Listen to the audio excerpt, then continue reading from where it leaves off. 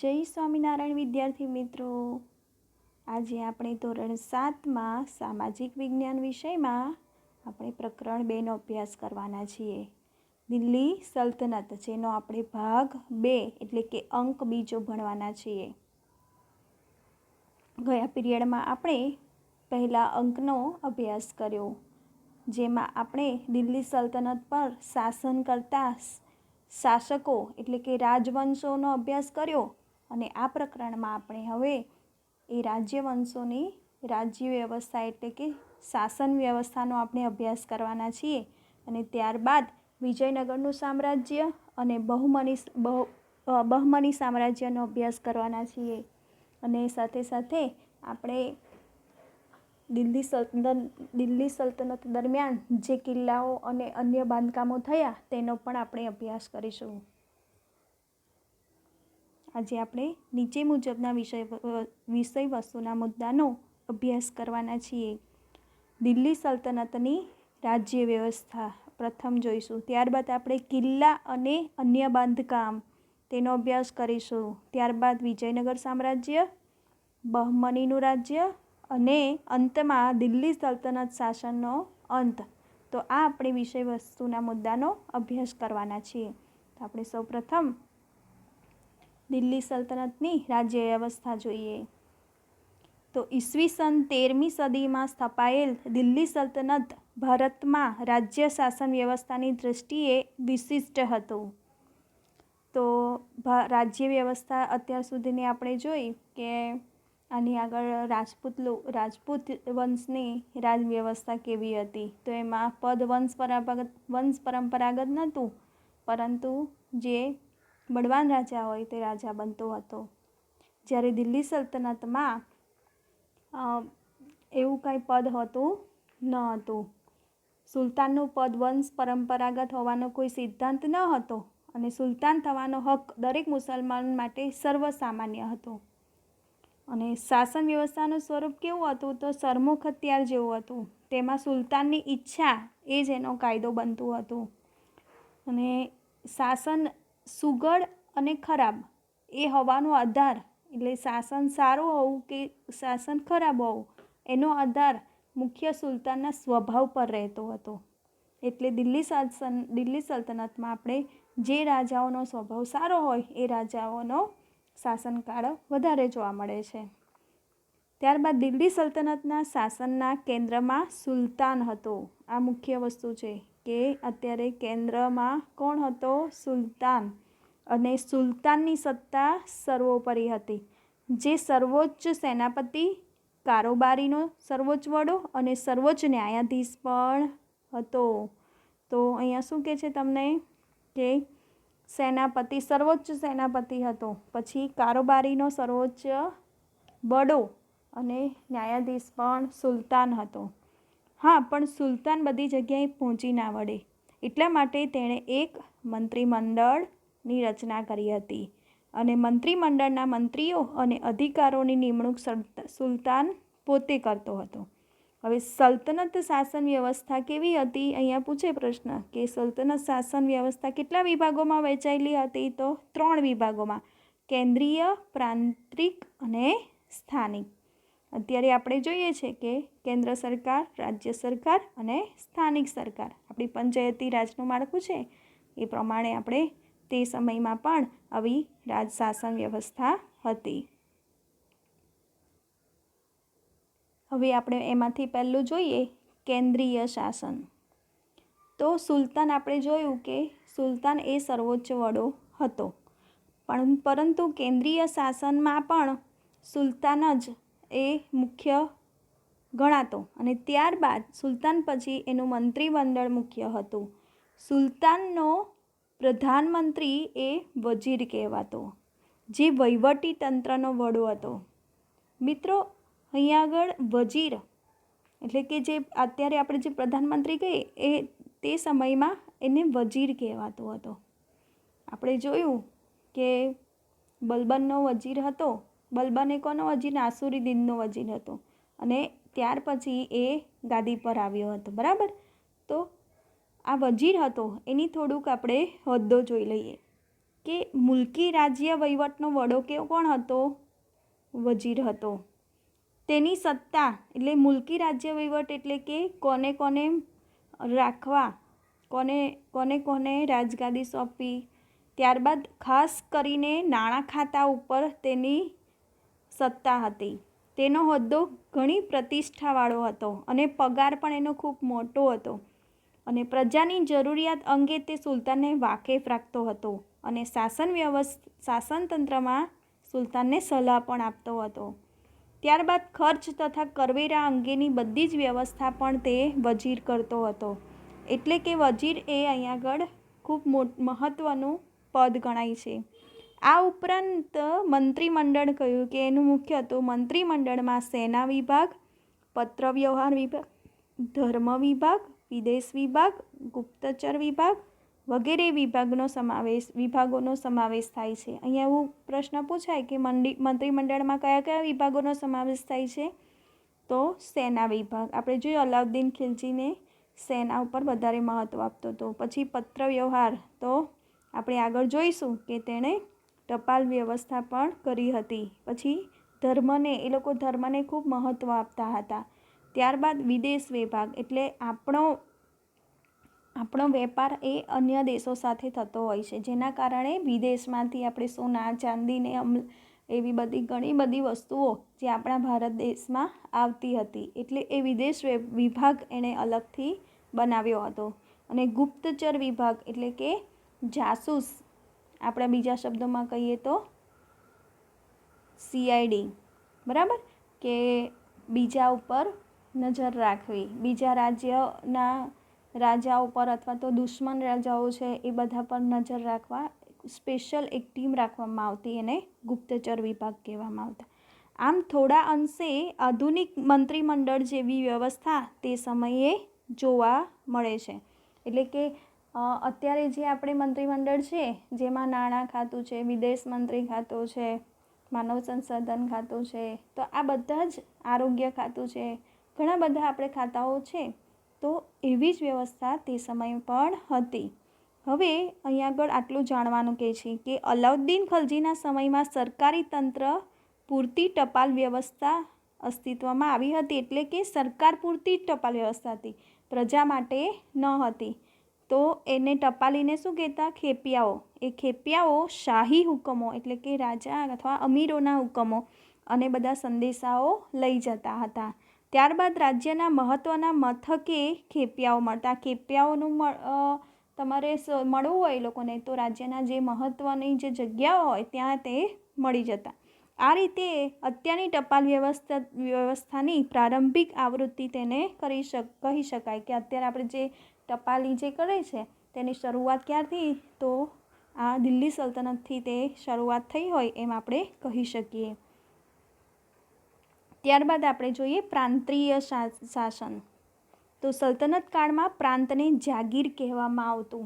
એટલે કે જાગીર એટલે કે જમીન, એટલે જમીનદારોને વેચવામાં આવતું હતું, જાગીરમાં વેચવામાં આવતું હતું. એટલે કે જમીન જે રાજા હોય એનો જે જમીન અથવા જમીન મહેસૂલ એ જે તેને સોંપવામાં આવતું હતું, જેને ઇક્તા કહેવામાં આવતું. એટલે કે ઇક્તાનો શાબ્દિક અર્થ એવો થાય છે કે કોઈ એક વ્યક્તિને ચોક્કસ શરતોને આધીન સોંપવામાં આવેલ જમીન અથવા જમીન મહેસૂલ એવો ભાગ થાય છે. એટલે કે આખા સામ્રાજ્યની જે જમીન છે એના વિશાળ અને વિવિધ નાના નાના ભૂમિ પ્રદેશો એને વિભાજિત કરી અને એ સોંપવામાં આવતું હતું, વેચવામાં. એને જાગીર કહેતા, એને ઇક્તા પણ કહેવામાં આવતું. હવે આ ઇક્તાનો વડો એટલે કે જે જાગીર સોંપવામાં આવતી તેને ઇક્તેદાર કે મુક્તિ કહેવાતો, જે પ્રાંતની કારોબારી અને ન્યાયતંત્રનો પણ વડો હતો. કારોબારી એટલે કે કાયદાનું પાલન કરાવનાર, એ પણ ઇક્તેદાર કહેવાય, અને ન્યાયતંત્રનો વડો.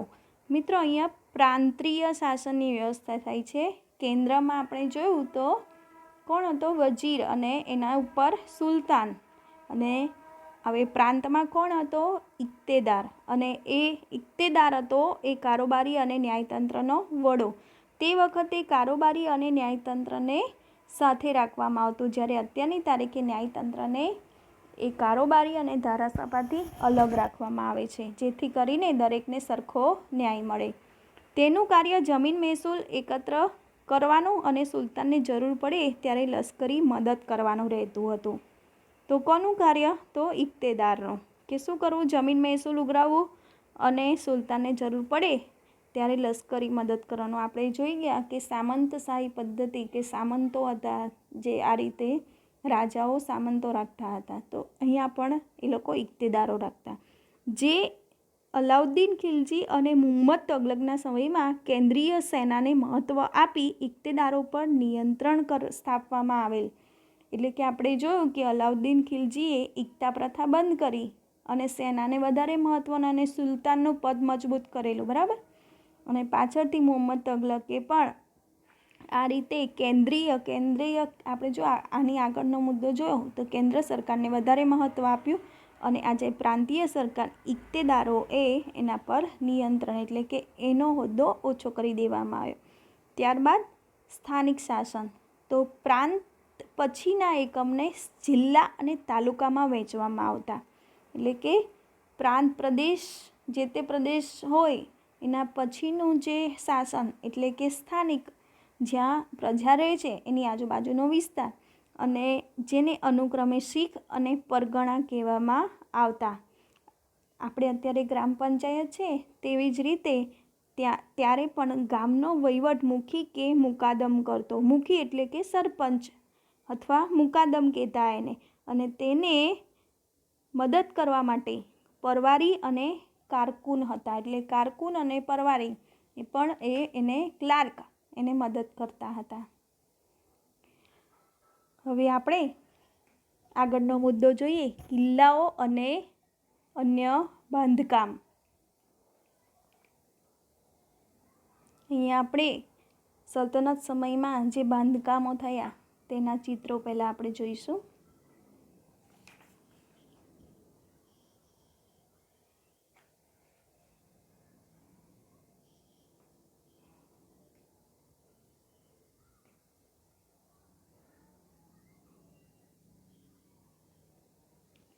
તો જેમ જેમ આમાં નામ શબ્દો આવતા જશે તેમ તેમ આપણે આ ચિત્રોની ઓળખ કરીશું. તો દિલ્હી સલ્તનતની સ્થાપનાથી ભારતમાં ભારતીય ઇસ્લામિક શૈલી, મિત્રો અહીંયા આપણે જોઈએ છીએ ભારતીય ઇસ્લામિક શૈલીના સ્થાપત્યોના નિર્માણની શરૂઆત થઈ. ભારતીય ઇસ્લામિક શૈલી એટલે શું? તો ભારતના જે મંદિરો હોય એને તોડીને અથવા તો એ મંદિરોનો નાશ કરીને એના જે પથ્થર અથવા તો એની જે સામગ્રી હોય તેનો ઉપયોગ આ દિલ્હી સલ્તનતના શાસકો એટલે કે રાજાઓ મસ્જિદ બનાવવા માટે કરતા હતા, જેને ભારતીય ઇસ્લામિક શૈલી કહે છે. દિલ્હી સલ્તનત સમયગાળા દરમિયાન કિલ્લાઓ, મસ્જિદો, મકબરા, મકાનો, બગીચા, દરવાજા, મિનારાઓ વગેરે જેવી સ્થાપત્ય કલાની દૃષ્ટિએ નોંધપાત્ર કૃતિઓ તૈયાર થઈ છે. એટલે કે આ બધા સ્થાપત્ય કહેવાય, બરાબર. તો દિલ્હી સલ્તનતના સમયગાળામાં કિલ્લાઓ, અહીંયા આપણે જોઈએ છે કે આ કિલ્લો છે, આગ્રાનો કિલ્લો છે, દિલ્હીનો કિલ્લો છે, જે રાજાઓ કોઈ દુશ્મન ચડી ના આવે તે માટે ગામ અથવા તો પોતાના રાજધાની ફરતે કિલ્લો બંધાવતા હતા, મોટી મોટી દિવાળો બંધાવતા હતા. અને ત્યારબાદ એ કિલ્લા ઉપરથી પણ આપણે જોઈએ છીએ કે દૂરથી દુશ્મન ચડી આવે તો તેને દૂરથી જોઈ શકતા હતા. ત્યારબાદ મસ્જિદો એ લોકોની બંદગી કરવા, પ્રાર્થના કરવા. મકબરા શબ્દ એટલે કે એ લોકો મકબરા શબ્દનો ઉપયોગ શા માટે કરે છે? તો મકબરો એટલે કે કબર, મર્યા પછી એ લોકોને જે જગ્યાએ દાટી દેવામાં આવે તેની પર કબર બાંધે, એની પર જે મોટું સ્થાપત્ય બાંધે એને મકબરો કહીએ છીએ. મિત્રો, તાજમહાલ એ કોઈ મસ્જિદ નથી, એ મુમતાજનો મકબરો છે. ત્યારબાદ મકાનો, બગીચા, દરવાજા, મિનારાઓ વગેરે જેવી સ્થાપત્ય કલાની દૃષ્ટિએ નોંધપાત્ર કૃતિઓ તૈયાર થઈ છે. હવે કુતુબુદ્દીન ઐબકના સમયમાં દિલ્હીમાં કુવાત ઉલ ઇસ્લામ નામની મસ્જિદનું નિર્માણ કર્યું હતું. એટલે કે આ મસ્જિદનું નિર્માણ કુતુબુદ્દીન ઐબકે દિલ્હીમાં કરાવ્યું હતું. એટલે કે સલ્તનત કાળના સુલતાનો દ્વારા તૈયાર કરાયેલી મસ્જિદોમાં આ મસ્જિદ એ સૌથી પહેલી કુવ્વત ઉલ ઇસ્લામ મસ્જિદ હતી. ત્યારબાદ ઐબકે બંધાવેલી બીજી મહત્ત્વની ઇમારત હતી કુતુબ મિનાર. આપણે જોઈએ છે તે કુતુબ મિનાર છે. તો કુતુબુદ્દીનના સમયમાં તેનો એક જ માળ બંધાવેલો હતો. એટલે કે દિલ્હીમાં કુતુબ મિનાર બંધાવ્યો તો એ એટલે કે બનાવેલો કુતુબ મિનાર એ મુઅઝ્ઝિનો માટે બંધાવેલો હતો. એટલે કે તેના પર આપણે જોઈએ કે આગળ કે કુતુબુદ્દીનને એક માળ બંધાવ્યો અને ત્યારબાદ બાકીનું કામ ઇલ્તુત્મિશે પૂરું કરાવ્યું. કે ઇલ્તુત્મિશ તેની પર ચઢી અને મુસ્લિમોને નમાઝ માટે એકત્રિત કરતો હતો અને અઝાન આપતો હતો. તેમાં કુલ 375 પગથિયાઓ છે અને 46 ફૂટ વ્યાસનો આધાર અને 10 ફૂટ વ્યાસના શિખરો છે. ત્યારબાદ ફિરોઝ શાહ તગલક અને સિકંદર લોદીએ તેનો જીર્ણોદ્ધાર એટલે કે એને સમારકામ કરાવેલું હતું. કુતુબુદ્દીન ઐબક નિર્મિત અન્ય એક ઇમારત હતી ઢાઈ-દીન કા ઝોપડા એ નામની મસ્જિદ અજમેરમાં આવેલી છે. તો મિત્રો આ ઢાઈ-દીન કા ઝોપડા એ અજમેરમાં આવેલી મસ્જિદ છે જે જ્યારે મોહમ્મદ ગોરી તરાઈના યુદ્ધમાં જીતી અને પૃથ્વીરાજ ચૌહાણને પકડી અને પછી એ તરાઈના યુદ્ધમાં જીતીને પાછો આવતો હોય છે ત્યારે અજમેર થઈને પસાર થતો હોય છે.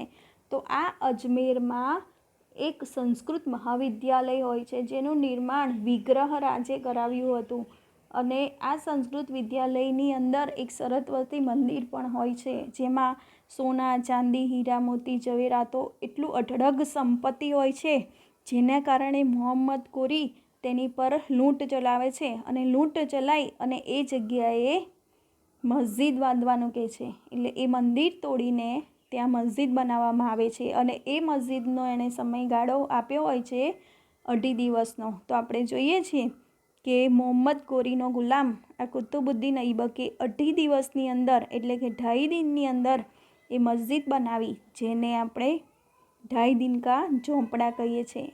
જેમાં આપણી હિન્દુ સંસ્કૃતિની કેટલીક ઓળખ આપણને મળે છે. તો જેની લિંક તમને યુટ્યુબ લિંક ઢાઈ-દીન કા ઝોપડાની પણ આપણે પીડીએફમાં મૂકીશું. હવે આગળ જોઈએ કે ઇલ્તુત્મિશના સમયમાં હોજે સસ્મી પછી સસ્મી ઈદગાહ અને જુમા મસ્જિદનો સમાવેશ થાય છે.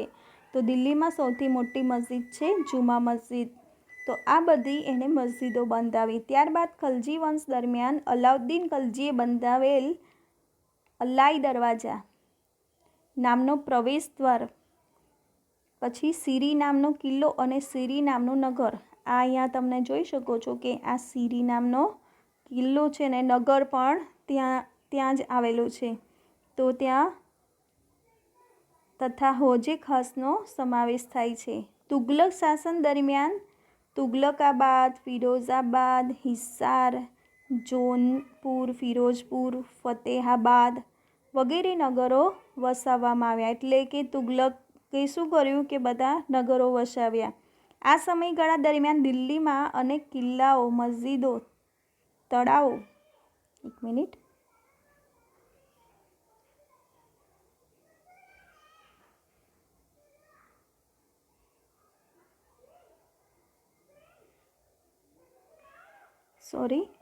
તો આપણે જોઈએ તુગલક શાસન દરમિયાન તુગલકાબાદ, ફિરોઝાબાદ, હિસાર, જોનપુર, ફિરોઝપુર, ફતેહાબાદ વગેરે નગરો વસાવવામાં આવ્યા. આ સમયગાળા દરમિયાન દિલ્હીમાં અનેક કિલ્લાઓ, મસ્જિદો, તળાવો, મહેલો, સ્નાનાગરો, મકબરાઓ, પુલો, સરાઈઓ. બાળમિત્રો સરાઈઓ એટલે અહીંયા તમને આપવામાં આવી છે, આ છે સરાઈઓ.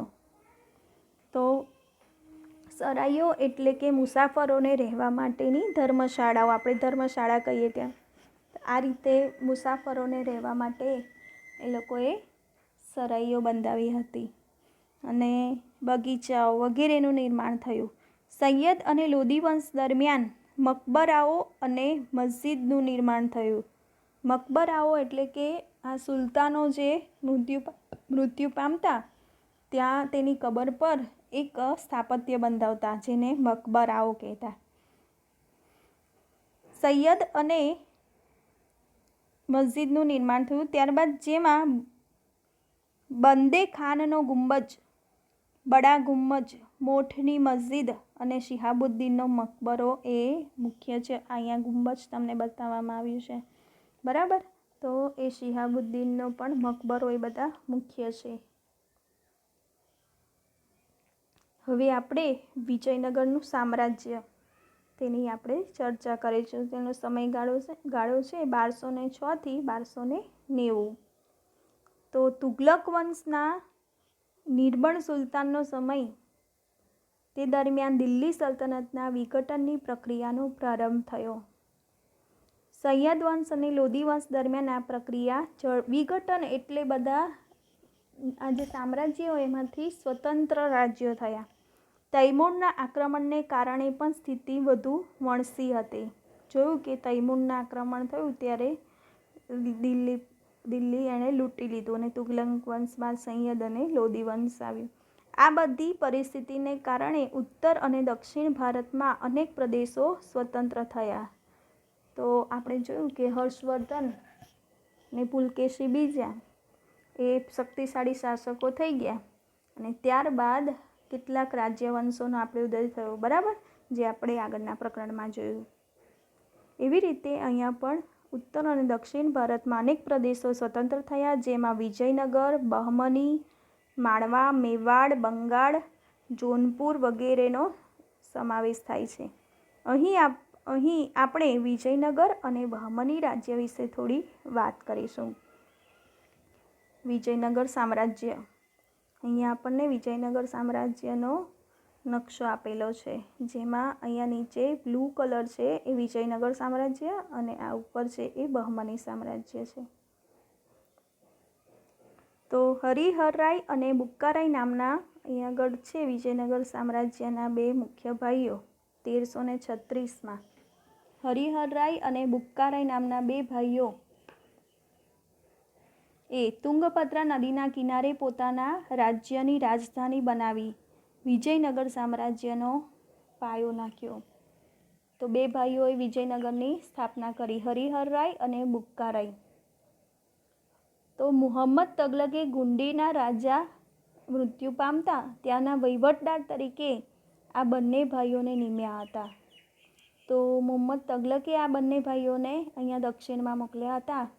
ત્યારે માધવ વિદ્યારણ્ય અને તેના ભાઈ સાયણાચાર્યની પ્રેરણાથી તુંગભદ્રા નદીના કિનારે દક્ષિણ નદીએ એટલે કે દક્ષિણ અને ગુંડીના કિલ્લાની સામે આ વિજયનગર એટલે ગુરુ વિદ્યારણ્યની યાદરૂપે આ વિજયનગર રાજ્યની સ્થાપના કરી.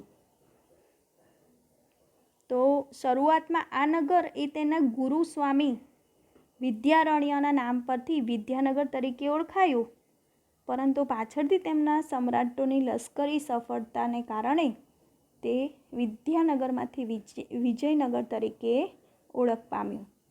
હરિહરરાય અને બુક્કારાય સંગમ વંશના રાજા હતા. સંગમ વંશ અહીંયા આપણે જોઈએ છે વિજયનગર સામ્રાજ્યમાં 4 વંશોએ શાસન કર્યું છે: સંગમ વંશ, સાલુવ વંશ, તુલુવ વંશ અને અરવિંદુ વંશ. જેમાં હરિહરરાય અને બુક્કારાય સંગમ વંશના રાજા હતા. તો આ સંગમ વંશ એ તેના પિતાના નામ, એનું પિતાનું નામ સંગમ હોય છે, તેના નામ પરથી આ વંશ સંગમ વંશ તરીકે જાણીતો બન્યો હતો. હરિહરરાય પ્રથમ અને બુક્કારાયે નાના રાજ્યને સામ્રાજ્ય બનાવવામાં મહત્વનું યોગદાન આપ્યું હતું.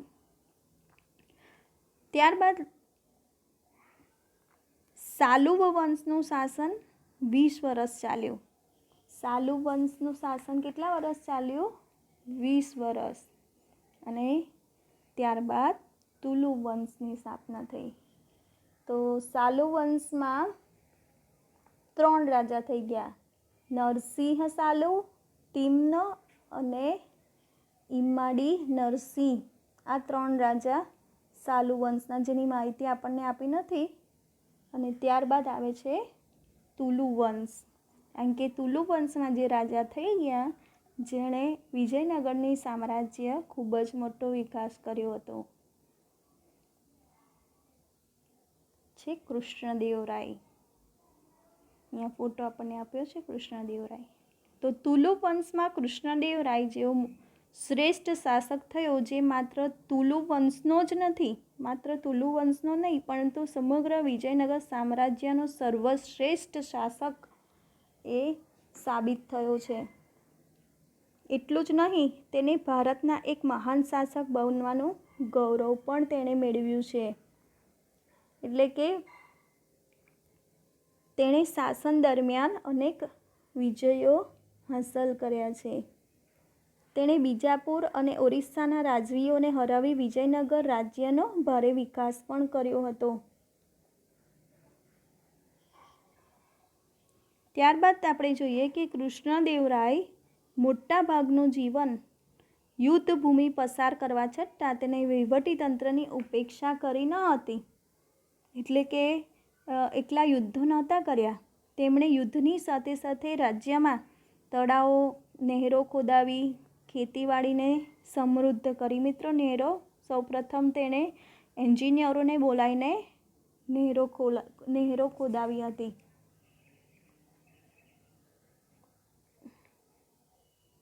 અને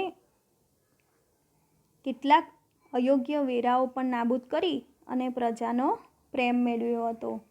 વેરાઓ, જજિયા વેરો છે, બધા જે કર આપણે ટેક્સ ઉઘરાવતા હતા, તો એ બધા વેરાઓ બધા નાબૂદ કરી દીધા અને તે જગ્યાએ નાબૂદ કરી અને પ્રજાનો પ્રેમ મેળવ્યો. વિજયનગરની પાસે નાગલપુર નામનું નગર વસાવ્યું અને તેને અનેકવિધ ઇમારતો અને એણે મંદિરોથી શણગાર્યું હતું. ખૂબ જ સરસ આ વિજયનગરનું જે છે નગર કહેવાય એ નાગલપુર, એમાં અનેકવિધ ઇમારતો અને ખૂબ જ સુંદર મંદિરોથી તેણે શણગાર્યું હતું. કૃષ્ણદેવરાય પોતે વિદ્વાન હતા અને તેમણે સંસ્કૃત અને તેલુગુ ભાષામાં કેટલાક ગ્રંથો લખ્યા હતા. ને ત્યારબાદ તેણે દક્ષિણ ભારતમાં સહસ્ત્રસ્તંભી મંડપો અને રાયગોપુરમ બધા મંદિરો બંધાવ્યા હતા. તેણે હજારા સ્વામીનું પણ મંદિર બંધાવ્યું હતું. અને કૃષ્ણદેવરાય તેમજ તેની 2 રાણીઓ ચિન્નાદેવી અને તિરુમલ્લામ્બા દેવીની મોટા કદની કાંસાની મૂર્તિ શિલ્પકલાની બેનમૂન કૃતિઓ ગણાય છે, એ પણ તેણે બંધાવી હતી. અને કૃષ્ણદેવરાય પોતે વિદ્વાન હતા અને એને કારણે તેણે જે ભાષામાં ગ્રંથો લખ્યા, સંસ્કૃત અને તેલુગુ, તેને કારણે સાહિત્ય કલાના ઉત્તેજનને કારણે તેને આંધ્રના ભોજ તરીકે પણ ઓળખ પામ્યા. હવે તુલુ વંશમાં કૃષ્ણદેવરાય પછી ઘણા બધા રાજાઓ આવી ગયા અને ત્યારબાદ આવે છે અરવિંદ વંશ. અને આપણે અહીં આગળ વિજયનગર સામ્રાજ્યનો અંત કેવી રીતે આવ્યો એ ટૂંકમાં વર્ણવેલું છે આપણે, કે કૃષ્ણદેવરાયના અવસાન બાદ વિજયનગરમાં આંતરિક સંઘર્ષ અને કાવતરા શરૂ થયા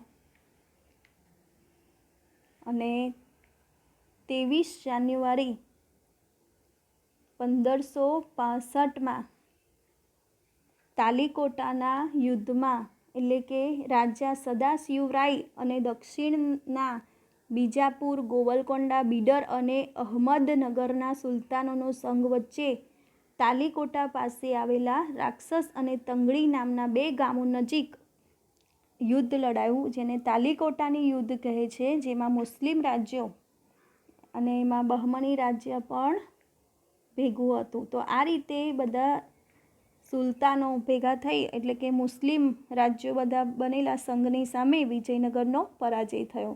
અને યુદ્ધ બાદ પણ વિજયનગર સામ્રાજ્ય 1 સદી સુધી ટકી રહ્યું, પણ પહેલાં જેટલી ભવ્યતા પ્રાપ્ત કરી શક્યું નહીં.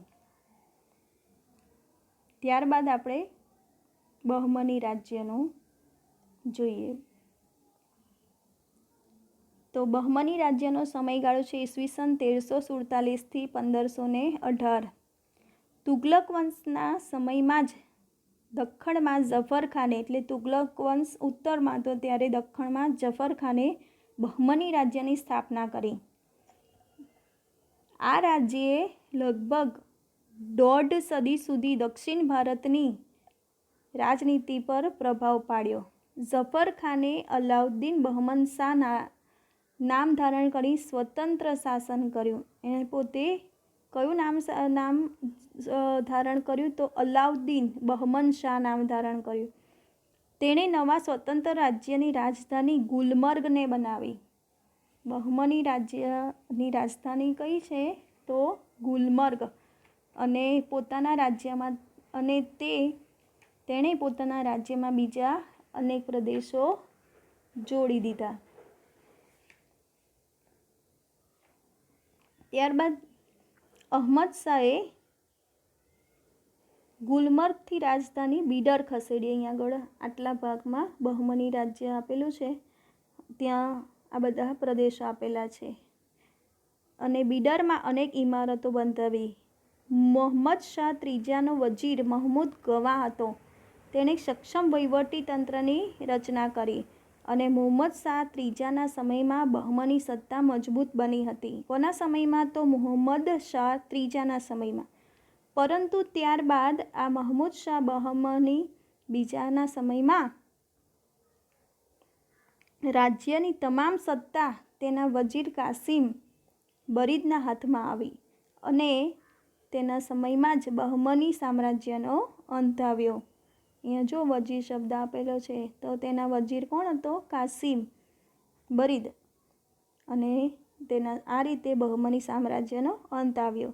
સમગ્ર સામ્રાજ્ય બીજાપુર, અહમદનગર, ગોવલકોંડા, બીડર અને બરાર જેવા 5 સ્વતંત્ર રાજ્યોમાં વિભક્ત થઈ ગયું. આ બહમની રાજ્ય છે, અહીંયા જુદા જુદા 5 સ્વતંત્ર રાજ્ય ત્યારબાદ સ્વતંત્ર થઈ ગયા. અને હવે આપણે આ પાઠના અંત તરફ જઈ રહ્યા છે. અને દિલ્હી સલ્તનત શાસનનો અંત. તો દિલ્હી આપણે જોયું કે દિલ્હી સલ્તનત શાસનની સ્થાપના ઈસવીસન 1206માં કુતુબુદ્દીન ઐબકે કરી અને 320 વર્ષ પછી, એટલે કે 350 વર્ષ પછી 1526માં ઇબ્રાહિમ લોદી અને બાબર વચ્ચે પાણીપતનું પ્રથમ યુદ્ધ થયું અને શાસનના અંત સાથે તેનો અસ્ત પણ થયો. અને આ લગભગ 350 વર્ષ દરમિયાન યોગ્ય, શક્તિશાળી અને કેટલીક વાર નિર્બળ સુલતાનો પણ ગાદીએ આવ્યા. કેટલાક શક્તિશાળી આવ્યા તો કેટલાક નિર્બળ સુલતાનો પણ આવ્યા. અને દિલ્હીના મુસ્લિમ મહારાજીએ અનેક તડકીછાડી જોઈ અને ઉદય તેનો અસ્ત, એ ન્યાયે તેનું પતન થયું. ને હવે આપણે જોઈએ છે કે છેલ્લે ઇબ્રાહિમ લોદી અને બાબર વચ્ચે પાણીપતનું પ્રથમ યુદ્ધ થાય છે અને મુગલ સામ્રાજ્યની એન્ટ્રી થાય છે. બાબર રાજાની એન્ટ્રી થાય છે, જે આપણે આગળના પ્રકરણમાં અભ્યાસ કરીશું. તો અહીં આપણું પ્રકરણ સમાપ્ત થાય છે. જય સ્વામિનારાયણ.